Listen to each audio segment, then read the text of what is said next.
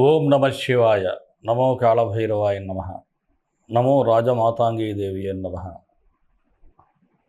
విధాత TV ప్రేక్షకులకు అందరూ సుఖ సంతోషాలతో ఉండాలని మనస్ఫూర్తిగా ప్రార్థిస్తూ మీ విశ్వసాయి గురూజీ. జూలై 21వ తేదీ గురు పౌర్ణమి. అంటే మనకి ఈ పౌర్ణమి శనివారం సాయంత్రమే ప్రారంభమవుతుంది 4:30 వేళలో. అలాగే ఆదివారం సాయంత్రానికి ఎండ్ అవుతుంది. గిరి ప్రదక్షిణ కూడా శనివారం సాయంత్రం నుంచే మొదలవుతుంది.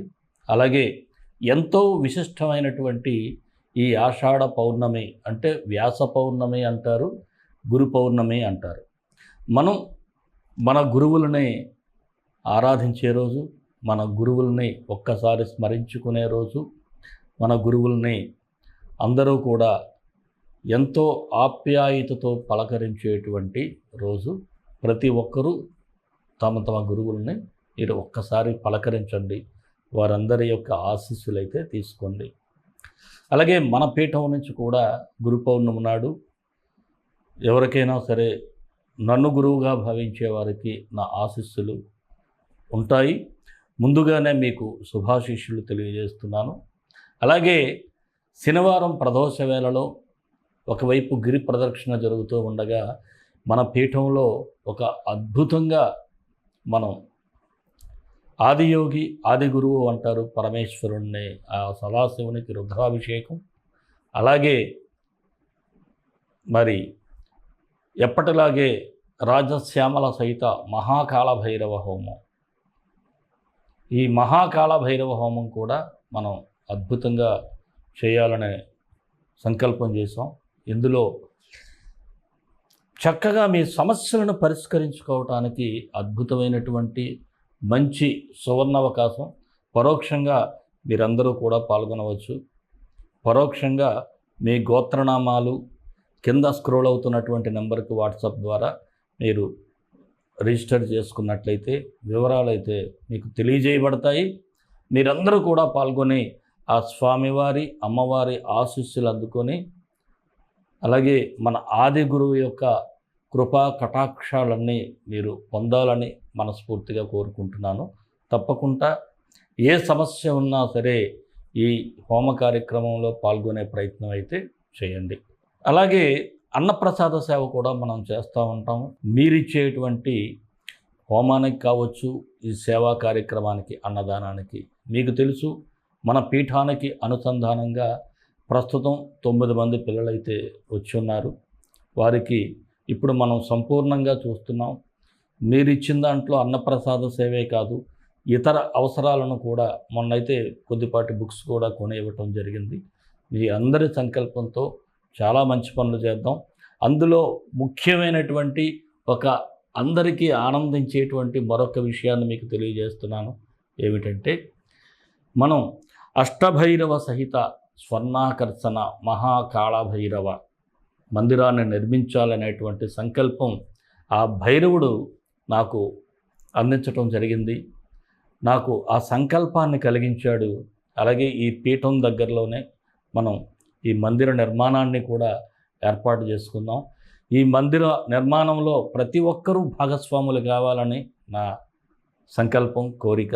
ఎందుకంటే ఇక్కడ అష్టభైరవులని, అష్టమాతృకలను, కాళభైరవుడిని, భైరవీ మాతను, అలాగే స్వర్ణాకర్షణ కాళభైరవుడిని కూడా ఇక్కడ మనం ఏర్పాటు చేసుకొని వారిని కొలుచుకునేటువంటి ప్రయత్నాలు మనం చేస్తూ ఉంటాము. అందుకు ప్రతి ఒక్కరూ కూడా మీకు తోచినది ఈ మందిరం కోసం చేయటానికి ఏది చేసినా సరే, ఇంటింటికో పుష్పం ఈశ్వరుడికో మాల అన్నారు కదా, మీ యొక్క ప్రయత్నాన్ని చేయండి. అలాగే మందిరం కోసం కూడా ఎవరైతే చేయాలి అనుకుంటారో వారందరికీ కూడా మీరు ఈ వాట్సాప్ నెంబర్కి ఒక మెసేజ్ పెట్టినట్లయితే ఈ మందిరానికి సంబంధించినటువంటి వివరాలు తెలియజేయబడతాయి. దానికి మీ సహకారాన్ని ఏ చిన్నపాటైనా సరే పర్వాలేదు, మీరందరూ సహకరిస్తే అన్ని పనులు జరుగుతాయి. అలాగే విగ్రహాలు తయారు చేయాలి, చాలా పనులు ఉన్నాయి. అది ఎందుకంటే మనం చేసే దానం భగవంతుడికి తెలియాలటండి.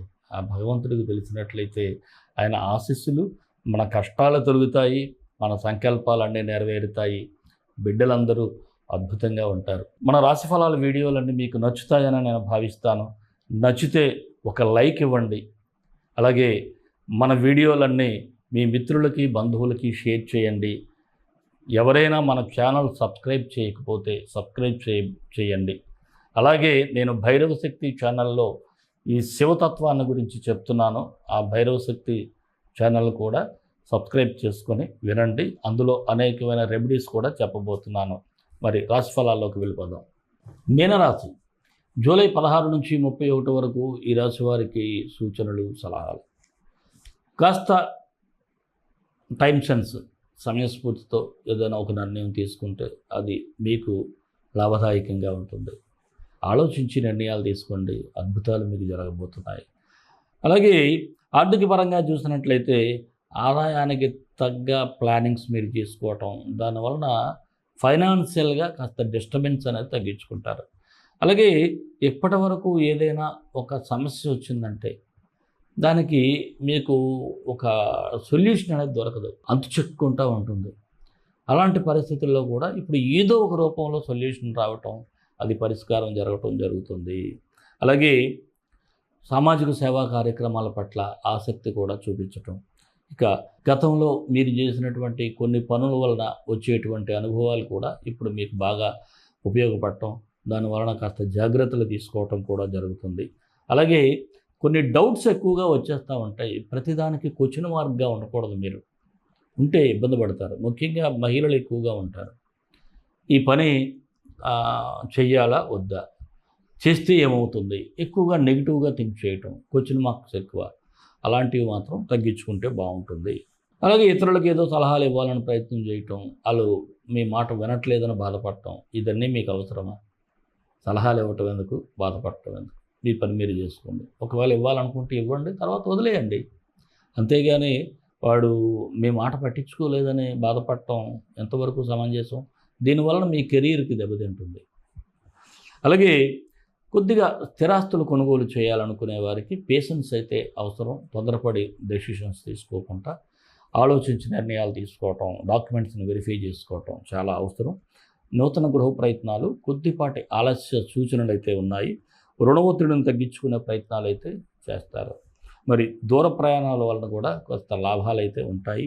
నిరుద్యోగులకైతే కాస్త సానుకూలత తక్కువగా ఉంది. అయితే అవకాశాలు వచ్చినట్టే ఉంటాయి, కానీ ఏదో ఒక విధంగా చేజారిపోవటం జరుగుతూ ఉంటుంది. కొద్దిగా వెయిట్ చేయండి. రాజకీయ నాయకులకైతే కొద్దిగా సమన్వయం చేసుకోవాలి. ఇటు ప్రజలకి, అటు అధికారులతో సమన్వయం చేసుకుంటే అంతా సవ్యంగానే ఉంటుంది. ఉద్యోగస్తులకైతే అనుకూలంగానే ఉంది. అలాగే మీ చుట్టూ ఉన్నవారు కూడా మీకు అనుకూలంగా ఉంటారు. కొన్ని అనుకోని సంఘటనలు కూడా జరుగుతాయి. అలాగే వ్యాపారస్తులకైతే కాస్త మధ్యస్థంగా కనిపిస్తూ ఉంది. కొంతవరకు మీ కింద పనిచేసేవారి వలన కొన్ని ఇబ్బందులు వచ్చే అవకాశం ఉంది. మీ సిబ్బంది వలన మీకు ఇబ్బందులు వస్తాయి. కొద్దిగా జాగ్రత్తగా ఉండాలి. వారి మీద పెట్టేయటం కాకుండా మీ అబ్జర్వేషన్ మీరు చేసుకోండి. వ్యాపారం మీద మీ వ్యక్తిగతమైనటువంటి ఫోకస్ పెట్టండి. అలాగే షేర్ మార్కెట్లో మాత్రం దీర్ఘకాలిక పెట్టుబడులకు అనుకూలంగా ఉంది. ఇక మనం ఈ సినీ రంగ కళాకారులు కానీ, లేకపోతే టీవీ మీడియా వాళ్ళకైతే ఒక అవకాశాలు అయితే కాస్త ఎక్కువగా, అంటే ఎక్కువ అంటే పర్వాలేదు, మీకంటూ ఒక అవకాశాలు వచ్చేటువంటి సూచనలు అయితే ఉన్నాయి. విద్యార్థులకు బాగానే ఉంది. కాకపోతే ఓవర్ కాన్ఫిడెన్స్ తగ్గించుకుంటే చాలా బాగుంటుంది. మరి గ్రహ సంచారం చూసినట్లయితే కుజుడు, బుధుడు, శుక్రుడు అనుకూలంగా బాగున్నారు. రవి కొద్దిగా చిన్న చిరుకన్నేశాడు. ఆయన బాగుంటే అంతా బాగున్నట్టే. మరి ఈ మీనరాశి వారికి మరిన్ని మంచి ఫలితాల కోసం విశ్వగురు సక్సెస్ మంత్రాలు పఠించండి, విజయాలు సాధించండి.